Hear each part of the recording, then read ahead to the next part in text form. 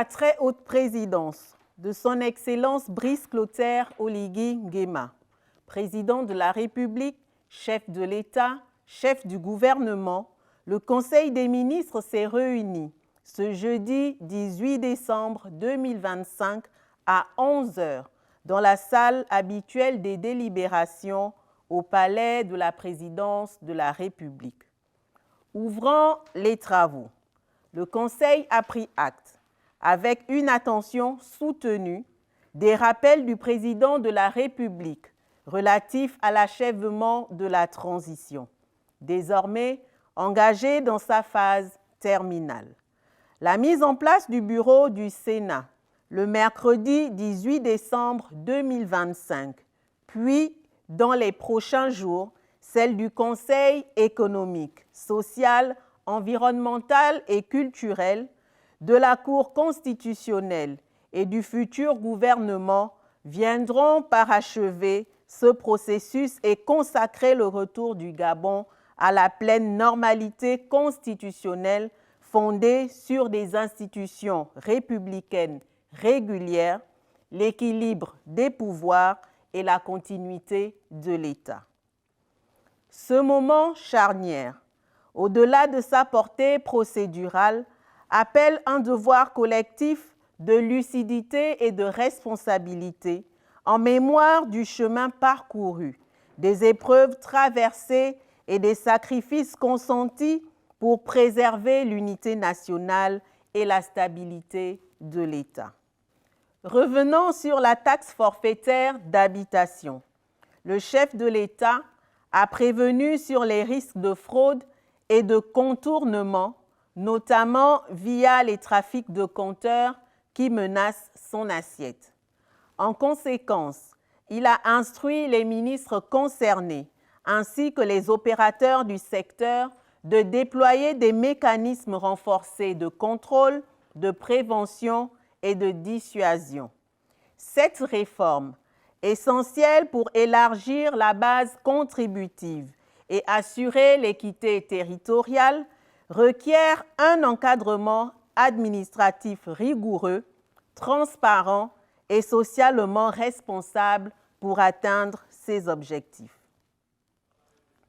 Il a également souhaité, voire exigé, sur la mise en place de mécanismes clairs, transparents et traçables d'affectation des ressources issues de cette taxe afin de garantir aux populations que les fonds collectés sont effectivement consacrés à l'amélioration de leur bien-être et des services publics de proximité.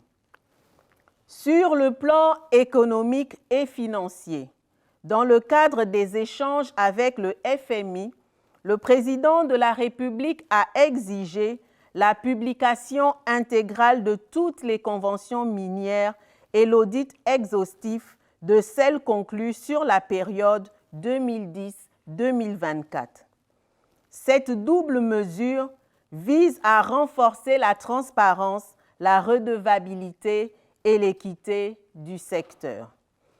Le Conseil a par ailleurs instauré le principe systématique de la prise de participation de l'État au capital, au moins 10% de toute nouvelle société minière s'installant sur le territoire, garantissant ainsi le respect des intérêts stratégiques nationaux et une juste rétribution de ressources.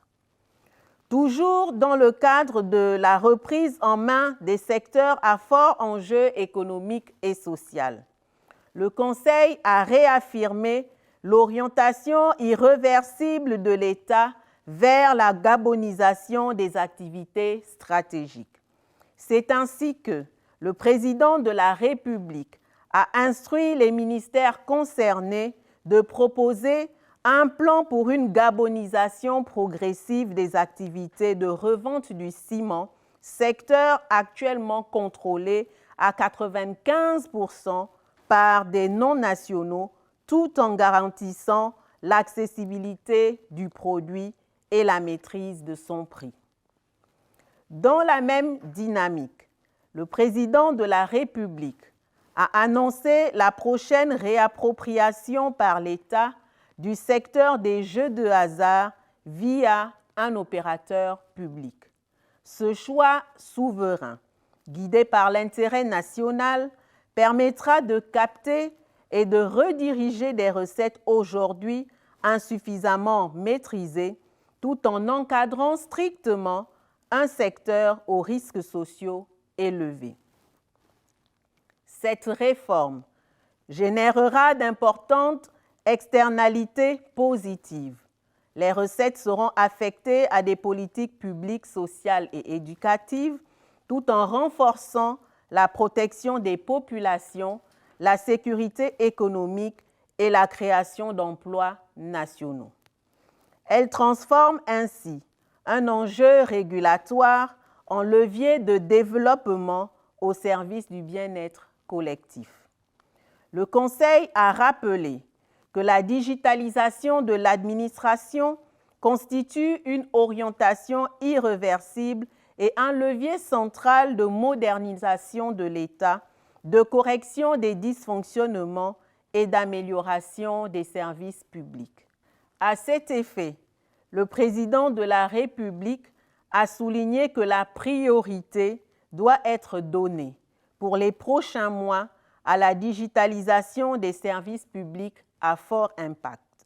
Archives administratives, modes de paiement, collecte électronique des impôts et des recettes publiques, état civil intégralement dématérialisé, délivrance des permis et licences, traçabilité des flux commerciaux et portuaires, ainsi qu'à la modernisation numérique des secteurs sanitaires et des transports. Cette transformation devra également intégrer les collectivités locales et connecter les centres universitaires au réseau rénové de l'administration afin de garantir une action publique cohérente, équitable et tournée vers l'économie du savoir. Enfin, le Conseil a pris acte des mesures annoncées par le gouvernement des États-Unis d'Amérique le 16 décembre 2025, relatives à l'instauration de nouvelles restrictions partielles et de limitations d'entrée concernant certains États, dont le Gabon. Conformément aux usages et aux principes de réciprocité qui encadrent les relations diplomatiques et consulaires entre États souverains, le Conseil a décidé du réajustement des conditions d'entrée sur le territoire national applicables aux ressortissants américains dans le strict respect des dispositions nationales en vigueur et en cohérence avec les nouvelles modalités arrêtées par la partie américaine. Dans le même temps, et soucieux de préserver la qualité des relations historiques d'amitié, de dialogue et de coopération qui lient le Gabon et les États-Unis d'Amérique, le Conseil a réaffirmé sa disponibilité à maintenir un échange constructif et à œuvrer dans un esprit de respect mutuel au renforcement des partenariats bilatéraux au bénéfice des deux peuples. Au titre des projets de textes législatifs et réglementaires, le Conseil des ministres a délibéré sur les affaires suivantes. Ministère de l'Économie, des Finances, de la dette et des participations, chargé de la lutte contre la vie chère. Projet de décret portant attribution, composition, organisation et fonctionnement de l'Agence nationale d'investigation financière. Le présent décret, pris en application des dispositions de l'article 87 du règlement numéro 02/24/CMAC/UMAC/CM du 20 décembre 2024 portant prévention et répression du blanchiment des capitaux et du financement du terrorisme et de la prolifération en Afrique centrale porte attribution, composition, réorganisation et fonctionnement de l'Agence nationale d'investigation financière. L'Agence nationale d'investigation financière, en abrégé ANIF, dotée de l'autonomie financière et d'un pouvoir de décision autonome sur les matières relevant de sa compétence, a pour mission de traiter et transmettre des informations en vue de la lutte contre le blanchiment des capitaux, le financement du terrorisme et la prolifération des armes de destruction massive. Les membres composant cette agence sont désignés par les administrations dont ils relèvent, notamment un haut fonctionnaire détaché par le ministère en charge des Finances, un magistrat spécialisé dans les questions financières, un haut fonctionnaire de l'administration des douanes spécialisé dans les enquêtes économiques et financières. Ainsi, pour son fonctionnement, l'ANIF comprend les services d'appui, les départements. Ministère de l'Éducation nationale, de l'Instruction civique et de la formation professionnelle. Projet de loi portant création, attribution et organisation de l'Institut de formation des professeurs d'école de Franceville. Projet de loi portant création, attribution et organisation de l'Institut de formation des professeurs d'école de Mouila. Projet de loi portant création, attribution et organisation de l'Institut de formation des professeurs d'école d'OIM. Les projets de loi susmentionnés sont pris en application des dispositions de l'article 95 de la Constitution, des articles 74 et 75 de la loi numéro 21/2011 du 14 février 2012 portant orientation générale de l'éducation, de la formation et de la recherche, ainsi que de l'article 41 de la loi numéro 020/2005 du 3 janvier 2006 fixant les règles de création, d'organisation et de gestion des services de l'État. Ces projets de loi créent des instituts de formation des professeurs dans 3 chefs-lieux de province et définissent le cadre légal et réglementaire qui régira la formation des enseignants de l'enseignement pré-primaire et primaire afin de répondre aux conclusions relatives à la formation continue dans le rapport du dialogue national inclusif. Placés sous la tutelle du ministère de l'Éducation nationale, ces instituts sont considérés comme des établissements publics à caractère professionnel dotés d'une autonomie pédagogique, administrative et financière. Pour leur fonctionnement, ils disposent d'un conseil d'administration, d'une direction générale, d'une agence comptable, d'un conseil d'établissement, d'un conseil scientifique, d'un conseil de classe et d'un conseil de discipline. Ministère des Mines et des Ressources géologiques. Projet de décret portant suppression du Haut Commissariat chargé du projet Belinga.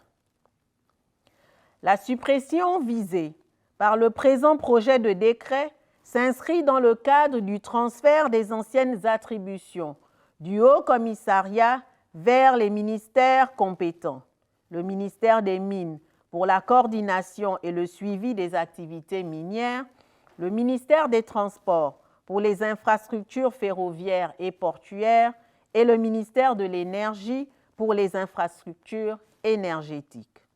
Le texte prévoit également le transfert à l'État, par l'intermédiaire des ministères concernés, des biens, droits, obligations, archives et engagements contractuels du Haut Commissariat. Cette réforme vise à renforcer la cohérence institutionnelle, à clarifier les responsabilités, à simplifier les procédures administratives et à optimiser l'utilisation des ressources publiques tout en garantissant la continuité et l'efficacité de l'action de l'État dans la conduite du projet Belinga. Projet de décret instituant une task force présidentielle pour le développement de la mine de Belinga. Placée sous l'autorité directe du président de la République, cette structure spéciale, administration chargée d'une mission temporaire et interministérielle, est chargée du pilotage stratégique, de la coordination et du suivi du développement de la mine de fer de Belinga ainsi que des infrastructures associées, notamment le port minéralier de Kobe-Kobe, le chemin de fer de Belinga-Kobe-Kobe et les centrales hydroélectriques. Elle dispose d'un pouvoir de coordination sur l'ensemble des administrations et entités publiques concernées et assure la cohérence entre les volets miniers, industriels, logistiques, énergétique, environnementale et sociale du projet. Elle supervise les études techniques et économiques, veille au respect des normes environnementales et sociales, assure l'interface avec les partenaires financiers et investisseurs et favorise le développement local par la formation, l'emploi et le transfert de compétences. Composé d'un coordonnateur général, d'un adjoint, de représentants de la présidence et des ministères concernés, ainsi que d'experts, elle dispose d'un secrétariat technique permanent et peut créer des commissions spécialisées. Les administrations publiques et entreprises publiques sont tenues de lui apporter pleine collaboration. Ce service public de mission rend compte directement au président de la République par des rapports trimestriels et annuels et dispose des moyens financiers, matériels et humains nécessaires à sa mission. Sa durée est fixée à 5 ans, renouvelable une fois ou jusqu'à l'atteinte complète des objectifs stratégiques assignés. Ministère du Logement, de l'Habitat, de l'Urbanisme et du Cadastre. Projet de décret portant déclaration d'utilité publique de la zone du port de Kobe-Kobe. Le présent projet de décret portant déclaration d'utilité publique de la zone portuaire de Kobe-Kobe a pour objectif de doter le Gabon d'un port en eau profonde et d'une plateforme logistique moderne constituant une infrastructure stratégique pour soutenir la politique nationale de transformation locale, de réindustrialisation et de souveraineté économique. Il vise également à sécuriser le foncier, à réaliser des infrastructures portuaires, industrielles, énergétiques et logistiques d'intérêt général, à offrir un cadre juridique favorable et attractif pour les investissements publics et privés et à positionner le Gabon comme un hub portuaire et industriel de référence en Afrique centrale. Projet de décret portant déclaration d'utilité publique d'une parcelle dans la commune de Mouila. Le présent projet de décret, pris en application des articles 1er et 2 de la loi numéro 6/61 du 10 mai 1961 réglementant l'expropriation pour cause d'utilité publique et instituant des servitudes pour l'exécution des travaux publics vise l'occupation par l'État des parcelles numéros 17, 18, 20, 21 et 22 correspondant respectivement à une superficie d'environ 1654 m² et 1325 m², section J du plan cadastral de la commune de Mouila en vue de la construction du siège local de la Banque des États de l'Afrique centrale et de plusieurs annexes. Ministère de la Planification et de la Prospective. Projet de décret portant création, attribution, organisation et fonctionnement de la Commission nationale d'affectation des terres, des espaces fluviaux et maritimes.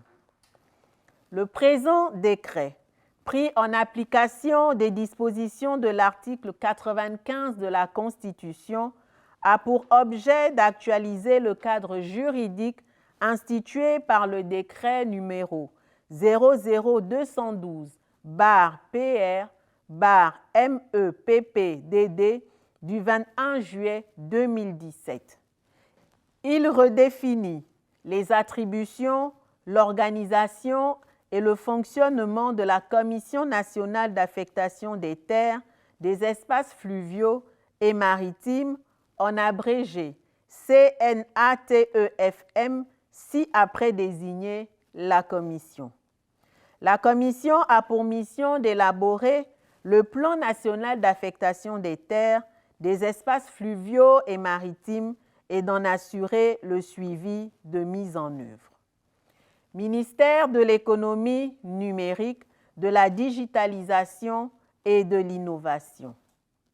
Projet de décret portant attribution et réorganisation de la Direction générale de l'économie numérique.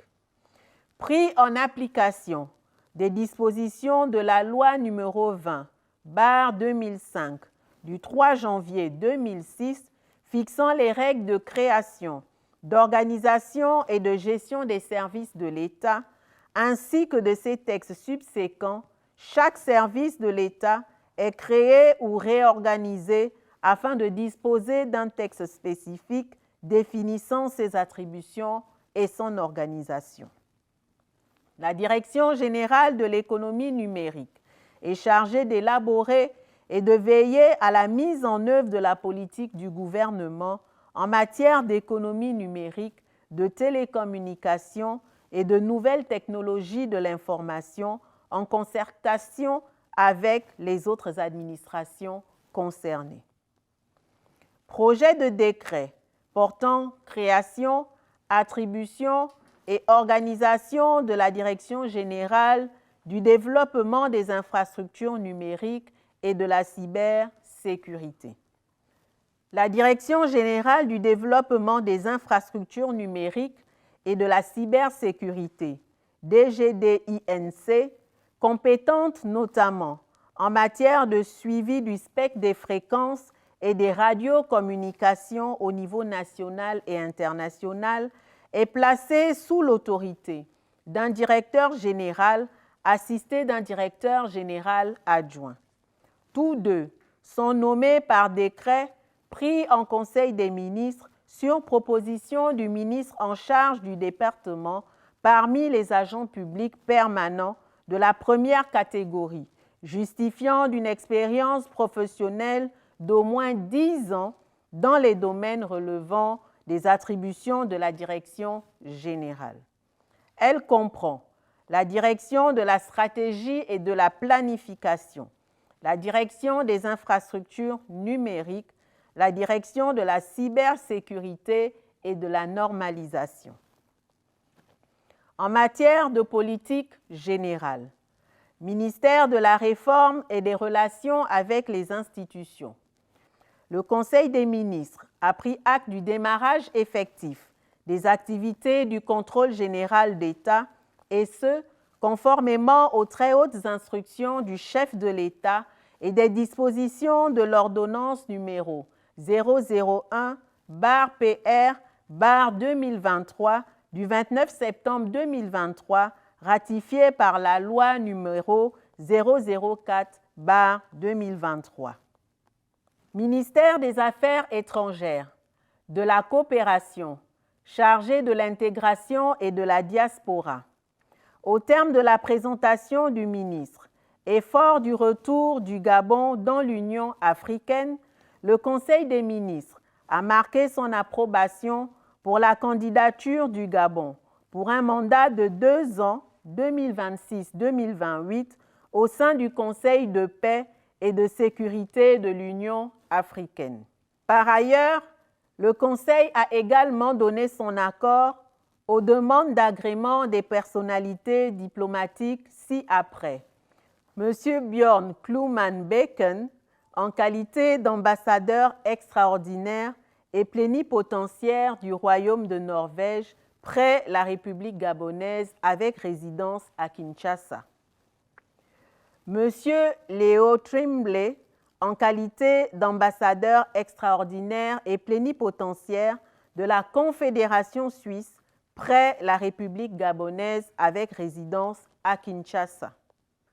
Le Conseil a également pris connaissance de la note relative à la dégradation rapide de la situation humanitaire des réfugiés congolais au Burundi, consécutive à l'intensification des violences dans l'est de la République démocratique du Congo. Cette crise, marquée par un afflux massif des populations civiles, touche principalement des femmes et des enfants vivant dans des conditions de précarité extrême avec de graves déficits en abri, alimentation, santé et services de base.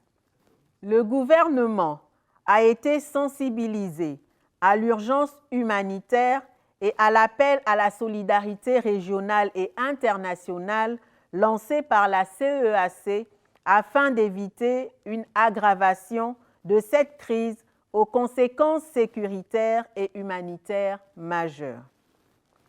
Ministère de la Santé. Suite à la présentation du ministre, le Conseil a marqué son accord pour la mise en œuvre du plan d'urgence ainsi que pour l'intégration d'une action visant l'élargissement et la mise à niveau de la voie d'accès au Centre hospitalier régional estuaire Mélène et au Centre national de santé mentale à la suite du sinistre survenu le lundi 15 décembre 2025. Ministère des Mines et des Ressources géologiques. Le Conseil a validé le projet relatif à l'ensemble des engagements de l'État pour la mise en œuvre du projet minier de Belinga et des infrastructures connexes. En effet, le dit projet constitue un levier stratégique majeur pour l'industrialisation, la transformation locale des ressources naturelles et le développement économique durable de la République gabonaise. Ministère de l'économie numérique, de la digitalisation et de l'innovation. Le Conseil des ministres s'est félicité des avancées et des décisions relatives au renforcement de la coopération sous-régionale en matière de gestion et d'utilisation rationnelle des fréquences radioélectriques avec ces pays limitrophes conformément aux dispositions réglementaires nationales et au règlement des communications de l'Union internationale des télécommunications UIT. Par ailleurs, le Conseil a marqué son accord à la demande d'autorisation pour le déploiement du plan d'action relatif à la mise en œuvre du registre social unique, ce conformément à l'ordonnance numéro 006/PR/2025 du 12 août 2025 portant digitalisation des caisses de prestations et de prévoyance sociale. Ministère de l'Entrepreneuriat, du Commerce et des PMI-PME. Le Conseil a suivi avec attention la présentation du plan triennal de développement et de promotion de l'économie sociale et solidaire, conçu comme une stratégie structurante visant à renforcer ce secteur afin de contribuer à l'inclusion sociale, à la création d'emplois et de richesses. Ce plan ambitionne ainsi de poser les fondements d'une politique publique cohérente en faveur de l'économie sociale et solidaire adaptée aux réalités socio-économiques nationales. Enfin, s'agissant des mesures individuelles, le Conseil a pris les décisions suivantes. Ministère de la fonction publique et du renforcement des capacités. Cabinet du ministre. Il est mis fin aux fonctions des membres du cabinet du ministre. En outre, Les responsables administratifs ci-après désignés sont suspendus de leurs fonctions jusqu'à nouvel ordre. Colonel Jonas Sambi, secrétaire général. Monsieur Élie Christian Agoma Molombo, secrétaire général adjoint. Madame Edith Kambila, directeur général de la fonction publique. Monsieur Jean Mabika, directeur central des archives et de la documentation.